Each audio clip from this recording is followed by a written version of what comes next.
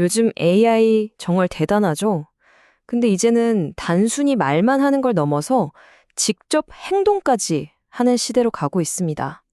우리가 시키는 일을 알아서 척척 해주는 바로 그 에이전트 AI에 대해서 오늘 한번 제대로 파헤쳐 보겠습니다. 자, 그럼 핵심이 뭐냐? 바로 이겁니다. 우리가 지금까지 알던 AI는 뭐였죠? 우리가 물어보면 답해주는 똑똑한 조언자였어요. 그쵸? 그런데 에이전트 AI는 차원이 다릅니다. 얘는 우리가 원하는 걸 알아서 해주는 실행자예요. 이 패러다임의 전환이 정말 어마어마한 변화를 가져오고 있는 겁니다. 오늘은 이 에이전트 AI라는 개념을 제대로 이해하기 위해서 딱 4단계로 나눠서 살펴볼 거예요. 우선 기존 AI가 왜 한계가 있었는지부터 시작해서 에이전트는 도대체 어떻게 만들어지는지 그 속을 들여다보고 얘네들이 팀을 이루면 또 어떤 일이 벌어지는지, 그리고 마지막으로 이게 마냥 좋기만 한 건 아니거든요. 우리가 어떤 딜레마를 안게 되는지까지 차근차근 알아보겠습니다. 자, 그럼 첫 번째 이야기부터 시작해 볼까요? 요즘 GPT 싸다 뭐다 해서 정말 강력한 대규모 언어 모델 LLM들이 많잖아요. 그런데 이런 엄청난 녀석들도 사실은 아주 근본적인 한계를 가지고 있습니다. 거기서부터 이야기를 풀어가 보죠. 여러분도 써보셔서 아시겠지만 GPT-4 같은 모델들 정말 똑똑하잖아요. 근데 가만 보면요, 얘네들은 본질적으로 좀 수동적이에요. 우리가 뭘 시키지 않으면 절대 먼저 움직이지 않죠. 그리고 대화창 닫으면 방금 무슨 얘기했는지 까맣게 잊어버려요. 딱 시킨 거에 반응만 할 뿐이지 주도적으로 나서서 이걸 해결해드려야겠다 이렇게 하진 못한다는 거죠. 바로 이 문제, 이 수동성의 한계를 깨기 위해서 등장한 게 바로 에이전트 AI 프레임워크입니다. 이건 그냥 더 똑똑한 LLM을 만드는 게 아니에요. 그게 핵심이 아닙니다. 기존의 똑똑한 LLM에다가 자율성, 그리고 실제 세상에서 뭔가를 할 수 있는 행동 능력을 더해주는 완전히 새로운 판을 짜는 거라고 생각하시면 돼요. 그래서 에이전트를 만드는 핵심 공식을 딱 정리하면 이렇게 됩니다.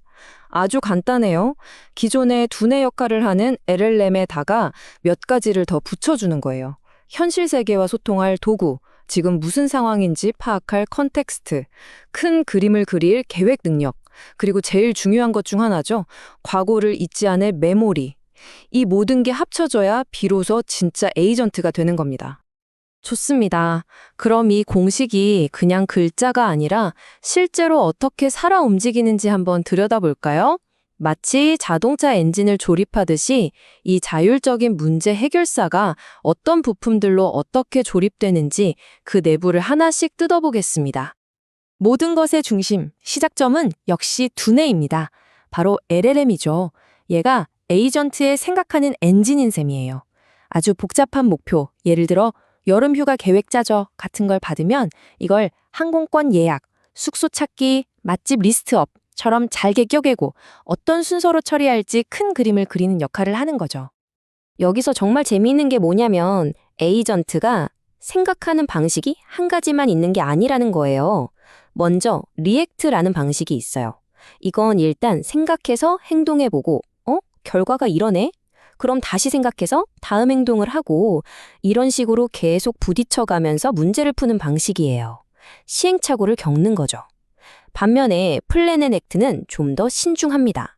먼저 똑똑한 설계자 AI가 전체 계획을 완벽하게 쫙 짜요.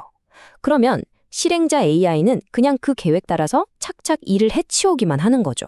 훨씬 체계적이죠? 자, 똑똑한 두뇌도 있고 생각하는 방식도 알았어요. 그런데 문제가 하나 있습니다. LLM은 기억력이 별로 안 좋아요. 대화가 길어지면 앞에 했던 말을 까먹잖아요. 바로 이 단기 기억의 문제를 해결하고 AI에게 진짜 장기 기억을 심어주는 기술이 바로 RAG, 우리말로는 검색 증강 생성이라고 부르는 겁니다. 이 RAG라는 게 어떻게 작동하냐면 생각보다 원리는 간단해요. 총 4단계인데요. 먼저 책이나 문서 같은 외부 정보를 잘게 쪼개요. 이걸 청크라고 하고요. 그 다음엔 이 텍스트 조각들을 컴퓨터가 알아들을 수 있는 숫자, 즉 벡터로 바꿔서 저장해둡니다. 자, 이제 질문이 들어오면 저장해둔 수많은 정보 조각들 중에서 지금 질문과 가장 관련이 있는 걸 재빨리 찾아내는 거예요. 그리고 마지막으로 AI가 원래 가지고 있던 지식이랑 방금 찾아온 따끈따끈한 정보를 잘 섞어서 최종 답변을 만들어내는 거죠. 이게 바로 AI의 외장 하드, 즉 장기 기억 장치가 되는 겁니다. 두뇌도 있고 기억력도 좋아졌어요. 그럼 이제 실제로 움직일 손이 필요하겠죠? 그게 바로 함수 호출이라는 기능입니다. AI가 여기서 아주 똑똑한 번역가 역할을 해요. 우리가 그냥 사람한테 말하듯이 오늘 저녁 7시 서울 가는 비행기 좀 예약해줘 라고 하면 AI가 이걸 항공사 예약 시스템이 알아들을 수 있는 딱딱한 명령어, 예를 들면 제이슨 형식으로 된 출발지, 현재 위치, 목적지, 서울, 시간 19시 00 이런 식으로 착 바꿔주는 거죠. 이걸 통해서 AI가 실제로 앱을 실행하고 예약을 하는 겁니다. 단순히 오늘 날씨 어때? 라고 묻는 걸 넘어서 AI가 직접 날씨 예보를 확인하고 집 보일러 온도를 조절하는 것. 바로 이 차이를 만드는 게 이 손의 역할입니다. 자, 지금까지는 에이전트 한 명에 대해서 이야기했잖아요. 이제 판을 더 키워보겠습니다. 한 명의 천재가 아니라 여러 전문가 에이전트들이 모여서 드림팀을 꾸리는 거예요. 혼자서는 절대 못할 복잡한 문제를 이 팀이 함께 해결하는 거죠. 이걸 다중 에이전트 시스템이라고 부릅니다. 이 AI 드림팀을 운영하는 방식도 크게 두 가지로 나뉩니다. 첫 번째는 관리자 모델이에요. 딱 봐도 아시겠죠? 프로젝트 매니저 같은 중앙 에이전트가 있어서 각 전문가 에이전트에게 일을 딱딱 나눠주고 나중에 결과를 취합하는 방식이죠. 메타 GPT가 이런 식으로 작동하고요. 다른 하나는 뭐냐? 바로 팀 플레이어 모델입니다. 이건 리더가 따로 없어요. 모두가 동등한 위치에서 서로 의견을 주고받으면서 협력하는 거죠. 마치 수평적인 스타트업 같달까요? 마이크로소프트의 오토젠이 바로 이런 방식입니다. 근데 여러 명이 팀으로 일하려면 뭐가 필요할까요? 바로 공용어가 필요하겠죠. 서로 말이 통해야 하잖아요. AI 세계에서도 마찬가지입니다. 이걸 프로토콜이라고 불러요. 크게 두 가지가 있는데 MCP는 AI가 구글 드라이브나 캘린더 같은 도구랑 대화할 때 쓰는 약속이고요. A2A는 말 그대로 에이전트 투 에이전트, 그러니까 AI가 다른 AI 동료한테 이것 좀 해줘 라고 일을 시키거나 지금 여기까지 했어 라고 보고할 때 쓰는 약속이에요. 그리고 이 프로토콜, 이 공용어가 표준화된다는 게 이게 정말 엄청난 의미를 가집니다. 생각해보세요. 이건 그냥 한 회사 안에서 AI끼리 소통하는 걸 넘어서 구글이 만든 AI랑 삼성이 만든 AI랑 전혀 다른 회사에서 만든 AI들이 서로 자유롭게 협력할 수 있게 된다는 뜻이거든요. 말 그대로 AI들의 인터넷이 열리는 겁니다. 정말 어마어마한 변화의 시작이죠. 자, 지금까지 에이전트의 AI가 얼마나 대단한지 그 놀라운 가능성에 대해 이야기했는데요. 이제는 잠시 숨을 고르고 동전의 뒷면을 봐야 할 시간입니다. 이렇게 강력한 기술에는 반드시 그림자가 따르기 마련이거든요. 우리가 맞닥뜨리게 될 딜레마, 그리고 해결해야 할 과제들은 무엇일까요? 에이전트 AI의 모든 문제를 관통하는 핵심적인 딜레마가 하나 있습니다.